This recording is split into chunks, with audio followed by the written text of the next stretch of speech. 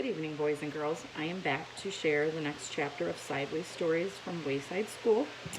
We are on chapter 5, and today we're going to hear all about Todd. All of the children in Mrs. Jewell's class, except Todd, were talking and carrying on. Todd was thinking. Todd always thought before he spoke. When he got an idea, his eyes lit up. Todd finished thinking, and he began to speak. Before he said 2 words, Mrs. Jewell called him. "Todd," she said, "you know better than to talk in class. You must learn to work quietly, like the other children." She wrote his name on the blackboard under the word discipline. Todd looked around in amazement. All the other children who had been talking and screaming and fighting only seconds earlier were quietly working in their workbooks. Todd scratched his head. A child was given 3 chances in Mrs. Jewell's class. The first time he did something wrong, Mrs. Jewell wrote his name on the blackboard under the word discipline. The second time he did something wrong, she put a check mark next to his name. And the third time he did something wrong, she circled his name. Todd reached into his desk and pulled out his workbook. He had only just started on it when he felt someone tap him on the shoulder. It was Joy. "What page are you on?" Joy asked. "Page 4, Todd whispered. "I'm on page 11, said Joy. Todd didn't say anything. He didn't want to get in trouble. He just went back to work. 5 minutes later, Joy tapped him again.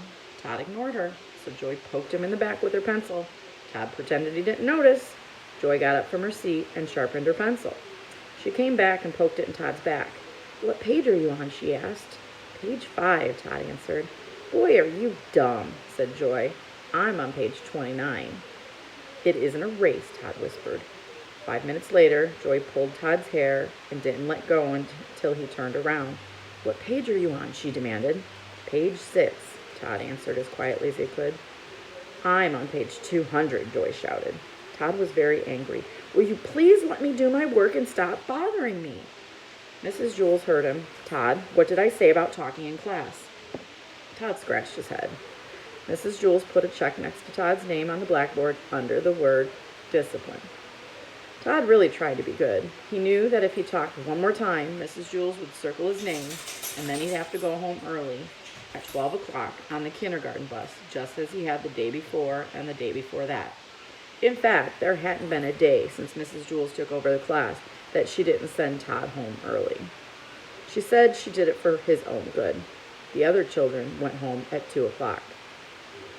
Todd wasn't really bad. He just always got caught. He really wanted to stay past 12 o'clock. He wanted to find out what the class did from 12 to 2. But it didn't look as though this was going to be his day. It was only 10:30, and he had already had 2 strikes against him. He sealed his lips and went back to work. There was a knock on the door. Mrs. Jewell opened it.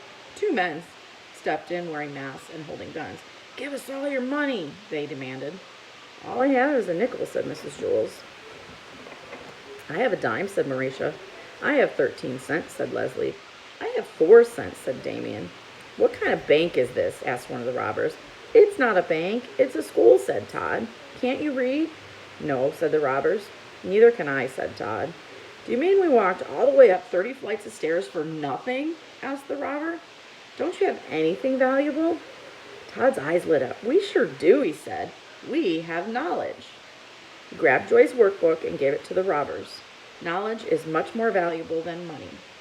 "Thanks, kid," said one of the robbers. "Maybe I'll give up being a criminal and become a scientist," said the other. They left the room without hurting anybody. "Now I don't have a workbook," complained Joy. Mrs. Jewell gave her a new one. Joy had to start all the way back at the beginning. "Hey, Joy, what page are you on?" asked Todd. "Page 1, Joy sighed. "I'm on page 8, laughed Todd triumphantly.